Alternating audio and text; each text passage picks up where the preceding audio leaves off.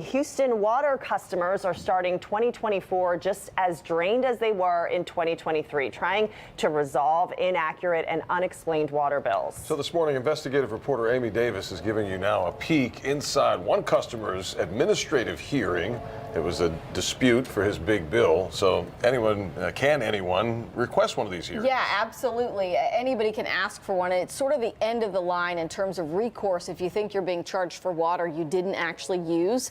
Well, after disputing his high water bill for 10 months, David Daniel dialed into what was supposed to be his administrative hearing to finally settle the matter. But what happened next can be described as maddening and mind-numbing.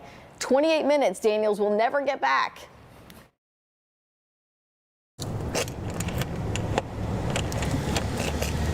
David Daniels is a landlord. All 4 units are all the same size. These 4 small townhomes in Spring Branch share the same water meter. Since 2020, they've used an average of 9,000 to 12,000 gallons of water each month. Daniels divides the $200 bill, so each tenant pays about $50.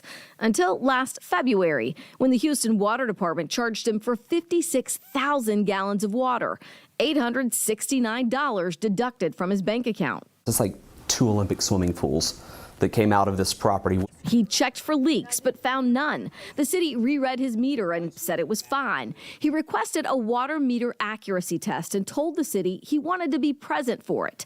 And he asked for a ton of other records to get to the bottom of the large bill. I wanted to have that info in front of me so that I could, speak educatedly over my account. While he waited, the city approved his request for an exceptional circumstances adjustment. They credited him a whopping $88. The explanation made absolutely no sense from the representative on the phone. That she couldn't articulate how that calculation was come up with. The next and final step to dispute his bill was an administrative hearing by phone on November 30th. Ms. Elizabeth Orozco will be the City of Houston representative, and she is going to present the city's evidence and testimony first. When Daniels asked the hearing administrator and Orozco for the records he requested months earlier, you're right, Mr. Daniels. I did. I overlooked that email. I didn't see that. I mean, I saw the email, but I didn't think I had. I don't know. It just didn't. I missed it. Honestly, I missed it. Ms. Orozco, was the bench test performed? I think it was. I can't remember. Honestly, I've been so sick, I can't remember.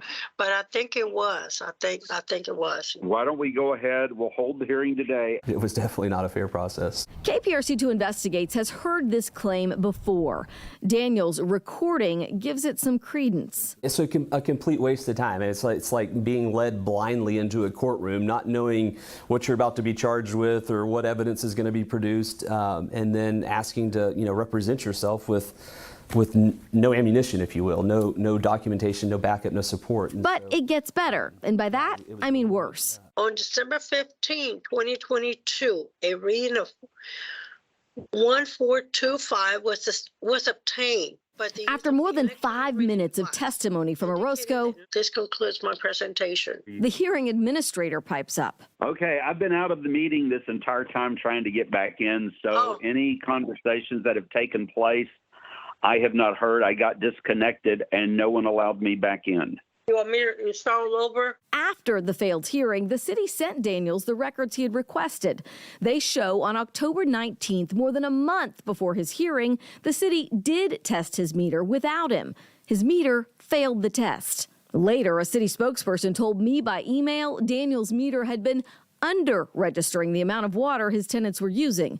The city denied any wrongdoing, but said customer account services is working to improve communications with customers. And when was that 56,000 gallons? That was in February. Last February? Last February. So we're coming up on a year. Exactly. And this is not resolved. Correct. All right, so the very next day after the city sent us that statement, Daniels received a credit to his account for $726.72. A water department employee told him those changes the city council approved in the code back in December allowed them to increase his bill adjustment. The water department spokespeople say it had nothing to do with us calling, that they would have gotten to that eventually. Eventually. Still very frustrating. We threw ourselves on the desk so many times while watching this. Oh my God. We're gonna put the whole 28-minute online, the whole hearing, because it's maddening. I know there may not be enough time, but you may actually literally have to solve everybody's problem one by one until we're all done. We're still going to get to the new mayor. Yeah. He's promising changes. He says he's going to do Yeah. it. Okay. We need those changes fast. All right, Amy, thank you.